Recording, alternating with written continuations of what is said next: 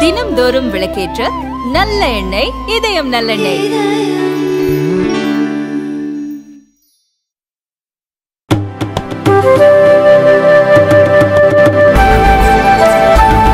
மூத்த பத்திரிகையாளரும் பிரபல ஊடகவியலாளர் ராஜ்தீப் சர்தேசாயின் மனைவியுமான சகாரிகா கோஷ் மேற்கு வங்கத்தில் திரிணாமுல் காங்கிரஸ் கட்சியால் மாநிலங்களவை உறுப்பினர் பதவிக்கு போட்டியிட தேர்ந்தெடுக்கப்பட்டுள்ளார்.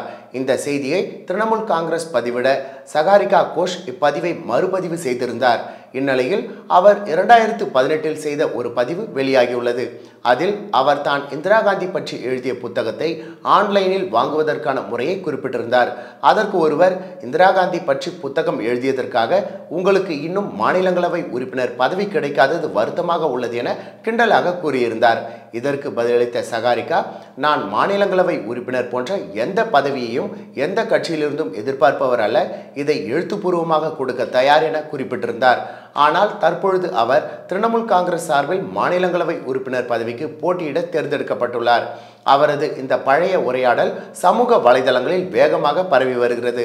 அதே போல குஜராத் முதலமைச்சராக இருந்த நரேந்திர மோடியிடம் சகாரிகா கோஷின் கணவர் ராஜ்தீப் சர்தேசாய் பேட்டி எடுத்த பொழுது, மோடியை திட்டினால் ராஜ்யசபா பதவி கிடைக்கும், எந்த ஒரு ஆசைக்காக நீங்கள் எல்லாம் செயல்பட்டு கொண்டிருக்கிறீர்களோ உங்களுடைய ஆசை நிறைவேறட்டும் என அப்பொழுதே குஜராத் முதலமைச்சராக இருந்த மோடி குறிப்பிட்டிருந்தார்.